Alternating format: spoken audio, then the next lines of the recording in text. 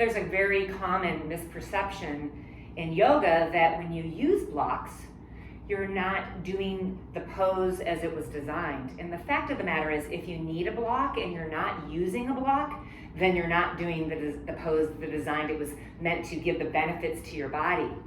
So in other words, if you're cramming into a pose, you're not extending your spine. Nearly every pose that we do requires an extended spine.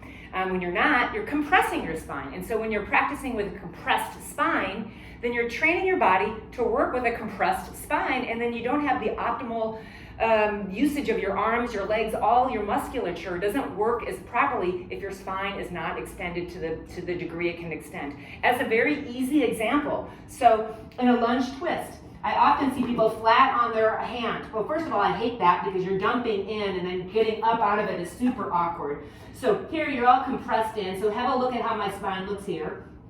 And I'm really working to extend it. And then the next level would be coming to your fingertips, which is what I teach in my class. I'm immediately using my back leg a little bit more because I have to, because I'm not leaning on my hand. And you can see this spine extension. So here we go here, and then take it to the next level, and you go up on a block, but you're still on your fingertips, and you can even see how I can extend my spine even more. So going from here to here to here is massive in my opinion, and it feels so much different and more stable. The second misconception is I see as a teacher is people grab those blocks, wonderful, have them, and then they're 4 feet away from their mat at the back. So how are you going to grab a block when you're trying to get into a lunge twist if it's literally 8-10 feet away from you?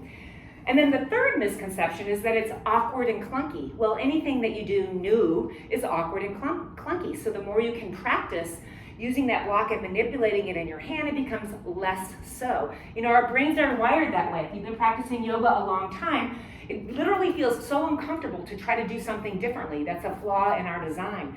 But it is changeable. You just have to keep doing it and doing it and doing it because until that becomes your new normal.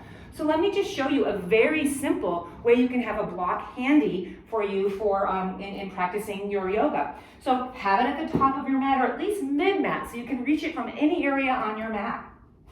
Coming from a downward facing dog, you can lift your leg up or however you're doing it, but stepping into the top of the mat.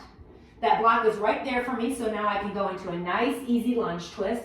And then just take note of how I'm using this block without a whole lot of fuss. Just going to put my hand down, come into a warrior two pose. Here we are, nice good warrior two. Heading into extended side angle. Put the block on the inside so you can use your arm up against your knee, taking a nice side angle pose. You can leave the block right where it is. It's not going to be getting in your way no matter where you're going to go. If you need it for triangle pose, pick it up, put it behind your leg as you go to triangle so that shoulder is, the hand is under your shoulder. When you bring it in front, that turns your shoulder head in. So in my opinion, I like the block at the back. And you have 3 heights to the block, so you don't have to pick the highest height. And then this is a great way to pick up that block super easily and head into half moon pose so that you have a little bit of lift here. So look at this half moon pose with the block. Look at my spine in half moon pose without the block. It's just completely compressed. When I'm upright, I've got that spine working and my core is working, so I can easily step back into a warrior two pose. So just practicing using it so it's not a flip around, a funky way to move it. It's there for you all the time. You just use your fingers and you're using more of your core when you're moving your hands in that different way. It also brings a nice awareness to your practice. You're very present into every part of your body.